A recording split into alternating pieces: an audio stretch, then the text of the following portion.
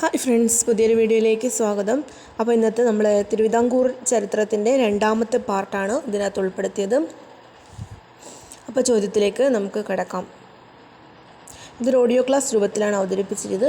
അപ്പോൾ എല്ലാവർക്കും ഈ ഒരു വീഡിയോയിലേക്ക് സ്വാഗതം.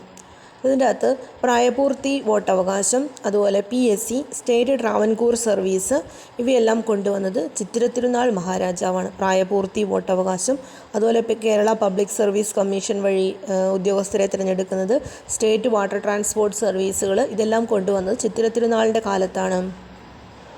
1937 തിരുവിതാംകൂർ സർവകലാശാല സ്ഥാപിച്ചത് ചിത്തിര തിരുനാളാണ്. 1937 തിരുവിതാംകൂർ സർവകലാശാല സ്ഥാപിച്ചത് ചിത്തിര തിരുനാളാണ്. ഇനി അടുത്ത ചോദ്യം, പുനലൂർ തൂക്കുപാലം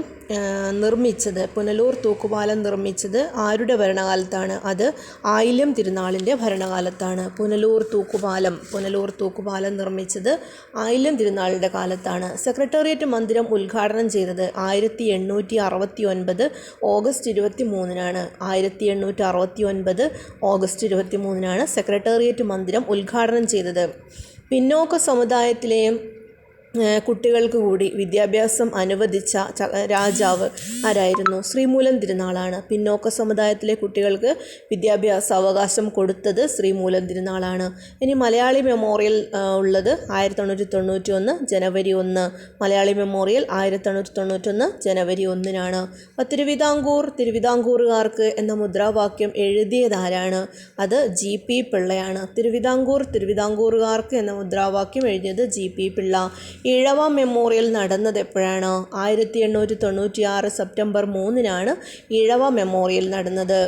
ഈഴവ മെമ്മോറിയൽ 1896 സെപ്റ്റംബർ 3-നാണ്. അപ്പോൾ ഒന്നാം മലയാളി മെമ്മോറിയലും അതുപോലെ ഒന്നാം ഈഴവ മെമ്മോറിയലും സമർപ്പിച്ചത് ശ്രീമൂലം തിരുനാളിനാണ്. ഒന്നാം മലയാളി മെമ്മോറിയലും ഒന്നാം ഈഴവ മെമ്മോറിയലും സമർപ്പിച്ച ശ്രീമൂലം തിരുനാളിനാണ്. രണ്ടാം ഈഴവ മെമ്മോറിയൽ സമർപ്പിക്കപ്പെട്ട വർഷം 1900-ലാണ്. രണ്ടാം ഈഴവ മെമ്മോറിയൽ സമർപ്പിച്ചത് എപ്പോഴാണ്? 1900-ലാണ്. ഇനി വധശിക്ഷ നിർത്തലാക്കിയത് ആരാണ്? ചിത്തിര തിരുനാളാണ്. വധശിക്ഷ നിർത്തലാക്കിയത് ചിത്തിര തിരുനാളാണ്. ഭൂപണയ ബാങ്ക് സ്ഥാപിച്ചത് ആരാണ്? അതും ചിത്തിര തിരുനാളാണ്. അപ്പോൾ തിരുവിതാംകൂറിലെ അവസാനത്തെ ദിവാൻ എന്നറിയപ്പെടുന്ന ആരാണ്? PGN ഉണ്ണിത്താനാണ്. തിരുവിതാംകൂറിൻ്റെ അവസാനത്തെ ദിവാൻ എന്നറിയപ്പെടുന്നതാണ് PGN ഉണ്ണിത്താൻ. തിരുവിതാംകൂർ സ്റ്റേറ്റ് കോൺഗ്രസ് രൂപീകൃതമായ വർഷം 1938. തിരുവിതാംകൂർ സ്റ്റേറ്റ് കോൺഗ്രസ് രൂപീകൃതമായ വർഷം 1938. അപ്പോൾ തിരുവിതാംകൂർ സ്റ്റേറ്റ് കോൺഗ്രസിൻ്റെ ആദ്യത്തെ പ്രസിഡൻ്റായിരുന്നു പട്ടം താണുപിള്ള. അപ്പോൾ തിരുവിതാംകൂർ സ്റ്റേറ്റ് കോൺഗ്രസിൻ്റെ ആദ്യത്തെ പ്രസിഡൻ്റായിരുന്നു പട്ടം താണുപിള്ള. ഇനി ക്ഷേത്രപ്രവേശന വിളംബരം നടന്ന വർഷം എപ്പോഴാണ്? 1936 നവംബർ 12-നാണ് ക്ഷേത്രപ്രവേശന വിളംബരം നടന്നത്. അപ്പോൾ എപ്പോഴാണ് ക്ഷേത്രപ്രവേശന വിളംബരം? 1936 നവംബർ 12-നാണ്. അപ്പോൾ ഇത്രയും കണ്ടൻറ്റുകളുമാണ് ഈ ഒരു വീഡിയോയിൽ ഉൾപ്പെടുത്തിയത്. ഇതിൻ്റെ ഫസ്റ്റ് പാർട്ട് ഇട്ടിട്ടുണ്ട്. സെക്കൻഡ് ഭാഗം ഞാൻ ഓഡിയോ ക്ലാസ് ആയിട്ട് അവതരിപ്പിച്ചാണ്. ചാനൽ ആദ്യമായി കാണുന്നവരാണെങ്കിൽ ഒന്ന് സബ്സ്ക്രൈബ് ചെയ്ത് സപ്പോർട്ട് ചെയ്യണം.